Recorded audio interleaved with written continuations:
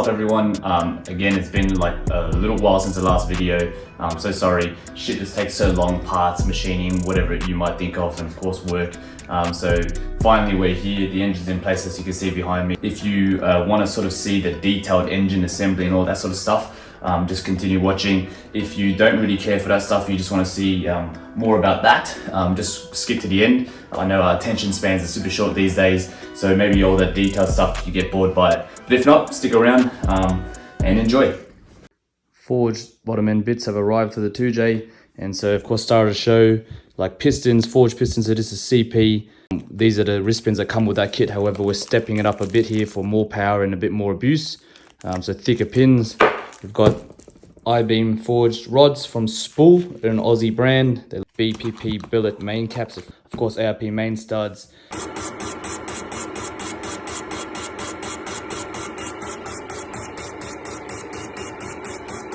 Right, time to weigh the CP piston forged. Now this is weighing the thinner wrist pin that comes with the piston kit. It's 114 grams. So it'll be a bit different, but 139. So obviously there's a difference there, but it's not huge. Right, time for the rod's weight.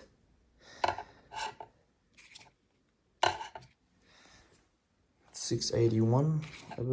All right, guys, time to weigh this factory piston rod wrist pin and the the factory fasteners there, and the bolts as well, which is what we weighed with the forged rod. So 1.279 kilos, and so that compares directly to what we weighed for the forged pistons, the wrist pins, which were thicker, and the rods and the bolts, and that was 1.148. So we're saving a significant amount of weight per cylinder.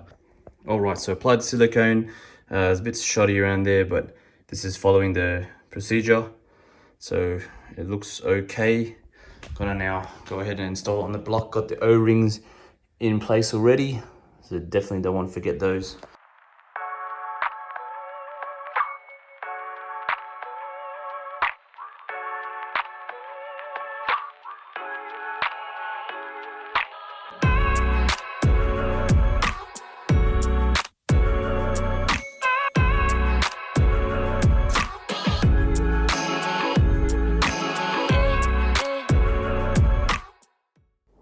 All right, so just tap this seal in. Now I've already cleaned this up, just gonna put a bunch of silicone along that line.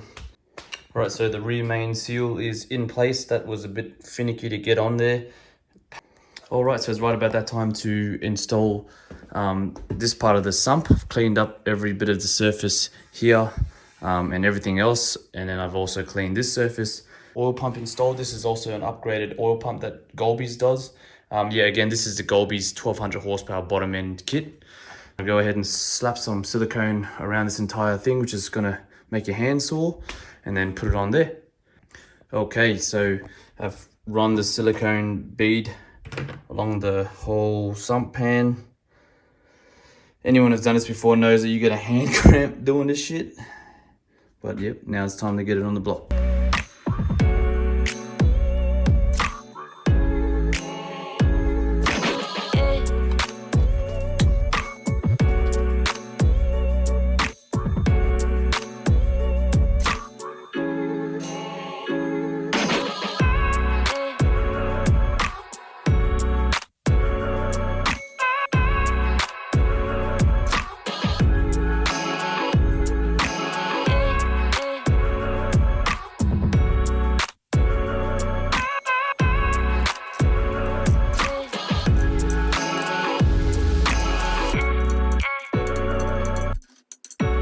So as you can see, I bought a brand new oil strainer or pickup, because the old one, yeah, a little bit bad.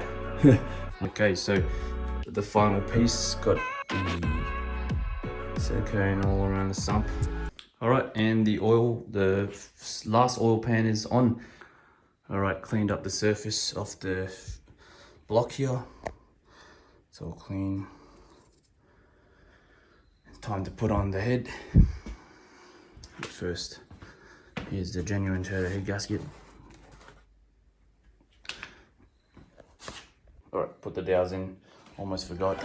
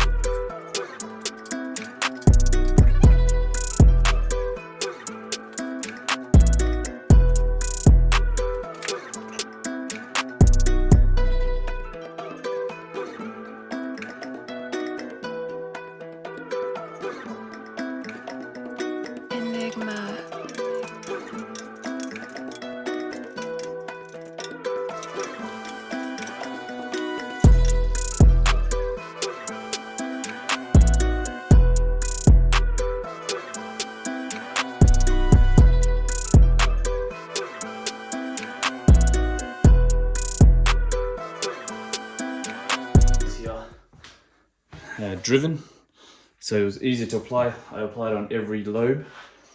So yeah, just made sure it was obviously the pistons were, instead of top dead center, I just turned it beyond a bit to drop the pistons down on 6 and 1. Then I put these guys in, hopefully didn't touch nothing. And we are basically good to go now. So here is the motor from the front. I'm gonna get my cam gears on there, gotta get everything timed, torque these things in, etc, etc, but looking good and getting close. Okay, and so now time to pull the pin.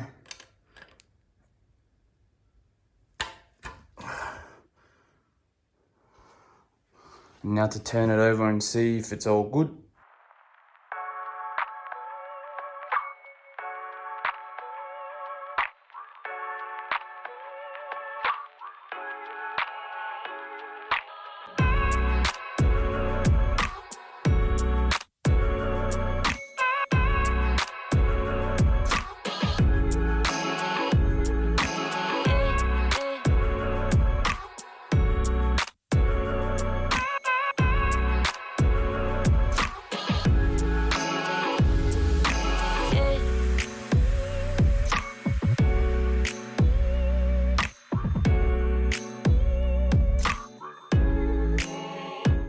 Alright guys, so the engine is in place and looking pretty damn sweet. Pretty happy with the way it turned out. I'm going to quickly just run through what needs to be done to basically start the car and then start the run-in process.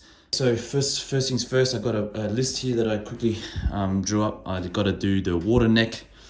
Here I did end up trying to put some of these block offs or bungs in it, and I just made a bit of an error and cracked the alloy here, so that it's a little bit problematic.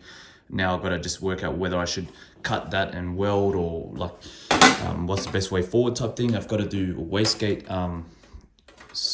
install, which means I have to get this placed properly. It can't be placed here because it hits the chassis. Got to be out here type thing. Enough space then to run a 4-inch downpipe, which will be a bit of a trick, I'm sure. So I've got to make a downpipe. I've got to do the rest of the exhaust as well. I've got the thicker intercooler to go in. I've got this AC delete pipe from Winchester Automotive. I've got to mount my fuse box properly because that's just hanging there. Clutch and gearbox needs to go back in, and then turbo oil drain needs to be redone because of the fact that the turbo now sits a bit further forward, because that is a new manifold that I bought. It's a 6 boost T4, 50mm flange for the wastegate, and so the turbo sits, probably the old one sat about here, like the rehousing was here, so it's moved forward. That means I might have to adjust my intercooler piping as well, which is a little bit annoying. Always more things to do than you expect. Look, it's just slowly work through it.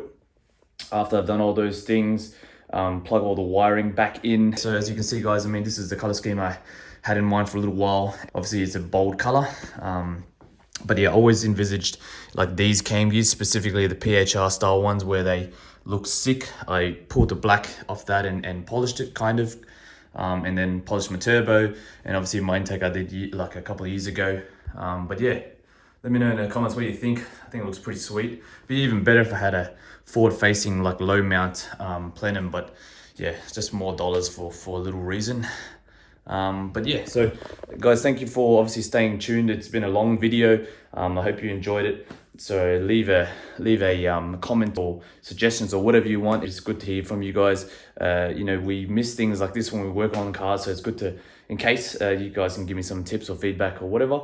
And then the next video that I will film most likely will be when the car is running, because I have nothing else to say while the car's sitting here like this. So hopefully it'll be running and doing some sweet stuff and push the limits of that turbo. And I'll see you soon. Thanks guys.